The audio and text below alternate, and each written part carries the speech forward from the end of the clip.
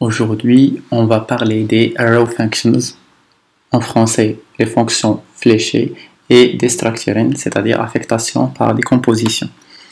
Donc avant de commencer le cours, je tiens à noter que les arrow functions est l'une des fonctionnalités que j'utilise le plus et que j'apprécie le plus. Donc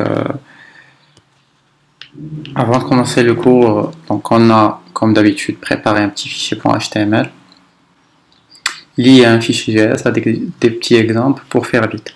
Alors en ce qui concerne les fonctions fléchées, arrow functions, donc la fonction fléchée, elle permet d'avoir une syntaxe plus courte que les expressions de fonction et ne lit pas son propre 10. Rappelez-vous de cette phrase. Ne lit pas son propre 10. On va voir ça par la suite. Donc les fonctions fléchées sont souvent anonymes et ne sont pas destinées à être utilisées pour déclarer des méthodes.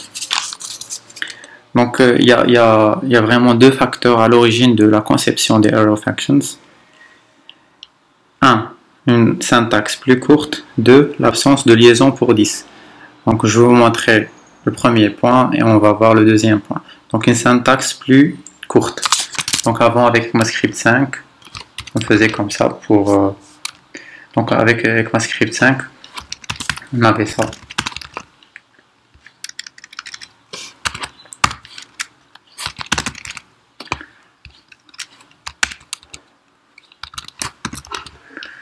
Voilà. Hello Younes, donc on lui passe un paramètre, il nous affiche hello le nom. Donc maintenant c'est beaucoup plus simple. Donc avec les arrow functions, il suffit d'éliminer le function et ajouter égal flèche. D'où le nom des fonctions fléchées. Ça va marcher également. Voilà.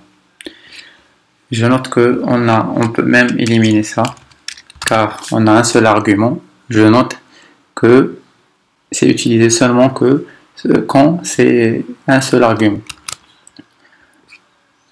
Voilà. Si jamais je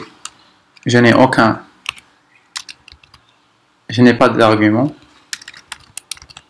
il faut obligatoirement utiliser les parenthèses. Voilà. Si j'en ai deux arguments en plus, c'est également obligatoire les parenthèses. Le seul cas où on peut nous débarrasser des parenthèses, c'est lorsqu'on n'a qu'un seul argument, comme l'exemple de début.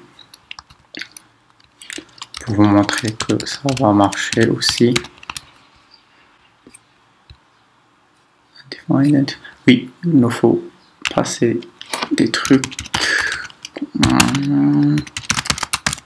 Voilà, c'est juste pour l'exemple. Donc ça marche. Également, on peut nous débarrasser des accolades. Pourquoi? Parce qu'on a une seule instruction qui est le console.log. Voilà, ça marche aussi. Donc si jamais vous avez plusieurs lignes, on va faire un petit console. Voilà.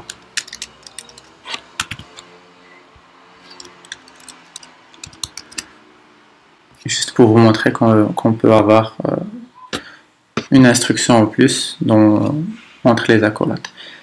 On va supposer qu'on a un editor.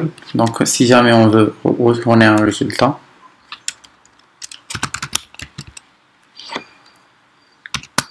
hello.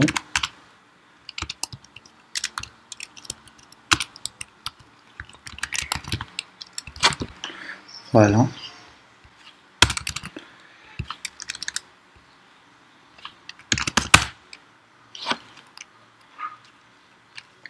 On va l'appeler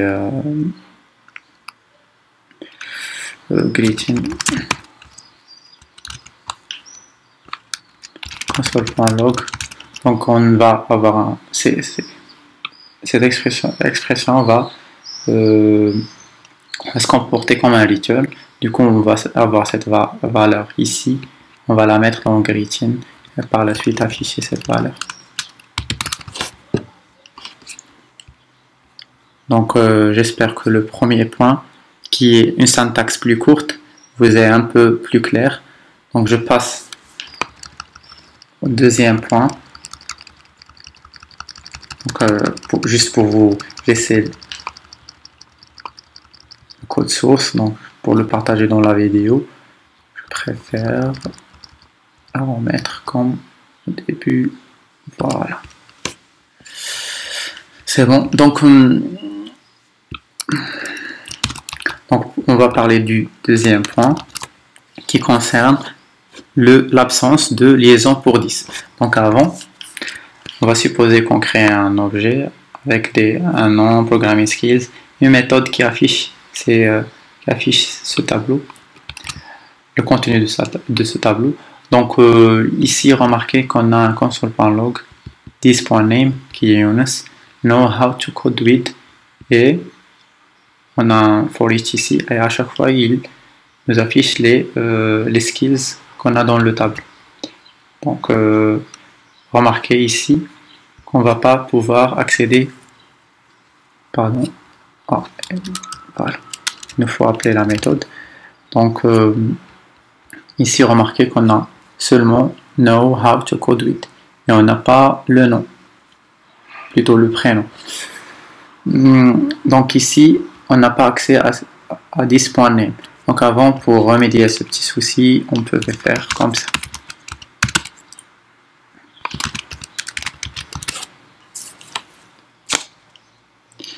Donc et là il faut appeler self. Voilà, ça marche. Sinon il y a une deuxième façon.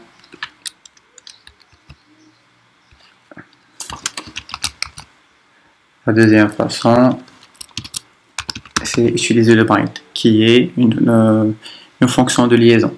Donc il permet de lier le contexte de cette méthode au 10 de l'objet. Donc 10 ici fait référence à ce qu'on a dans le scope de l'objet, et non pas le 10 de la méthode print skills. Plutôt, voilà, print skills. Ça marche également. Donc d'où l'utilité des arrow functions. Donc on remet le code comme au début.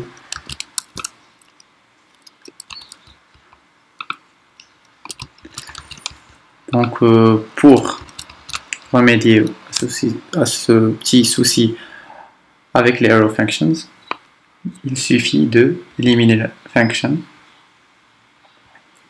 et ajouter ici le égal flèche. On peut même éliminer ça, et c'est pas obligatoire. Donc remarquez que ça va marcher sans le moindre problème. Il nous faut, voilà, il nous faut cette méthode.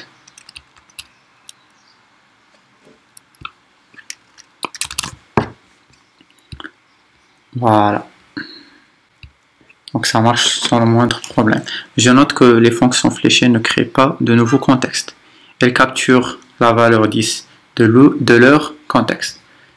Voilà. Donc les fonctions fléchées, elles ne créent pas de contexte. Ils ne créent pas vraiment un nouveau contexte. Ils utilisent seulement le 10 de leur contexte, qui est ici celui de personne, l'objet. Je note également que chaque nouvelle fonction définissait, donc avant dans ECMAScript 5, chaque nouvelle fonction définissait son propre 10. D'où ici le petit souci qu'on avait. Donc le 10 ici, il faisait référence à celui de la fonction et non pas celui de personne. Donc ce petit souci, en fait, pas un petit souci, mais le fait que chaque fonction définisse son propre 10 a entraîné des confusions lorsqu'on utilisait un style de programmation orienté objet. Donc là, je vous ai fait part d'un petit souci que les développeurs rencontraient. Donc on pouvait remédier à ça, mais je ne suis pas très fan de var select self est égal à 10 pour, enfin, on est obligé de créer toute une variable rien que pour afficher par exemple le 10.name ou bien utiliser le bind. Donc là, avec les arrow functions, c'est vraiment plus facile et plus intuitif. Donc voilà.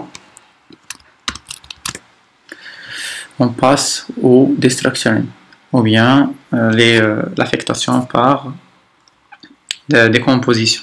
Donc le destructuring est une expression JavaScript qui permet d'extraire des données d'un tableau ou d'un objet grâce à une syntaxe dont la forme ressemble à la structure de tableau ou des objets. Donc voilà un petit exemple. On a ici un tableau qu'on a appelé numbers. Donc on affecte numbers à ça. Donc remarquez qu'on a y7. Donc le y va prendre comme valeur le premier élément dans le tableau. Le z il prendra le deuxième élément dans le tableau. Ce qui fait on a y est égal à 1, z est égal à 2.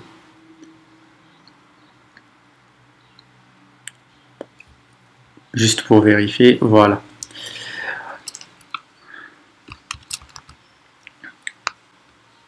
Donc avant avec ECMAScript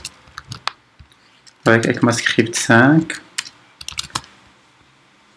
donc sans utiliser la décomposition, genre on a un tableau, on l'a appelé names, pour affecter chaque élément du tableau en une variable, il nous fallait utiliser cette méthode. Donc var Younes est égal names 0, Shams est égal names, etc.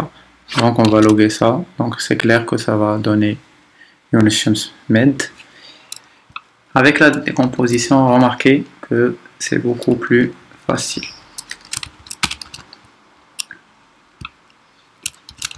Donc, pardon,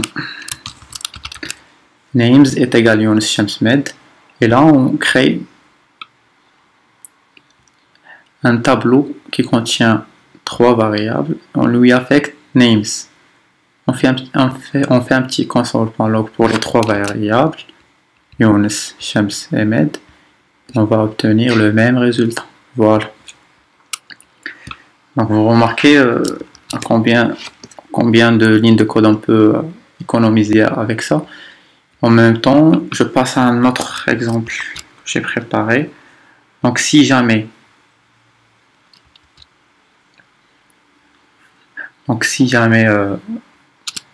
vous voulez récupérer une valeur, donc c'est un peu comme l'exemple d'avant. Donc à chaque fois, il nous faut itérer, ou plutôt chercher dans le tableau en donnant l'index, ce qui fait, c'est pas très terrible comme, c'est pas très performant comme façon. Donc du coup, là, pour récupérer par exemple le premier élément, il suffit de créer un tableau, enfin une variable sous forme de tableau qui contient ces trois, qui contient, on va l'appeler pour notre exemple first, second, third, fourth. Et là, le first il fait référence au premier élément du tableau, second, deuxième, etc. Donc avec un console.log de first et fourth, on va obtenir Morocco et fourth, Norway.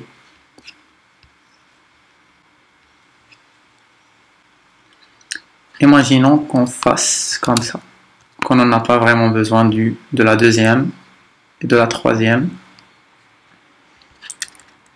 Donc il est clair que ici on va avoir Morocco, Sweden, c'est normal.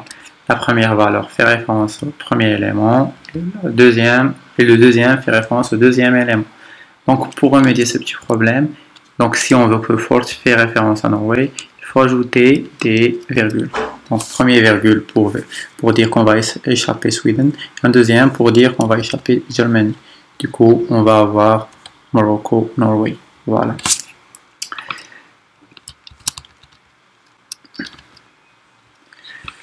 Et là, un dernier exemple.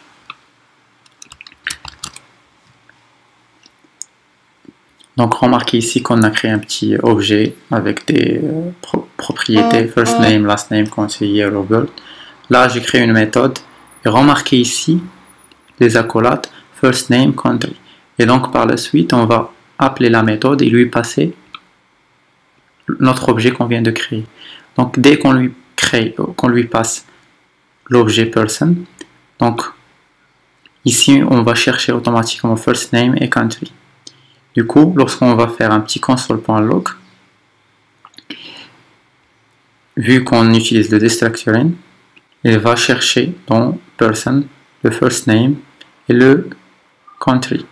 Du coup, il va les récupérer et les afficher sans le moindre problème.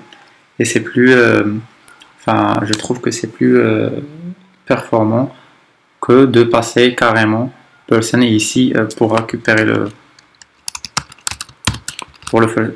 first name par exemple, il nous faut faire comme ça. Du coup, je trouve que c'est plus lisible. On va marquer ici que ça va marcher sans problème. Voilà. Yunus was born in Morocco. Voilà, j'espère que ça vous a plu. On se retrouve dans une nouvelle vidéo. À très bientôt, merci et bon courage.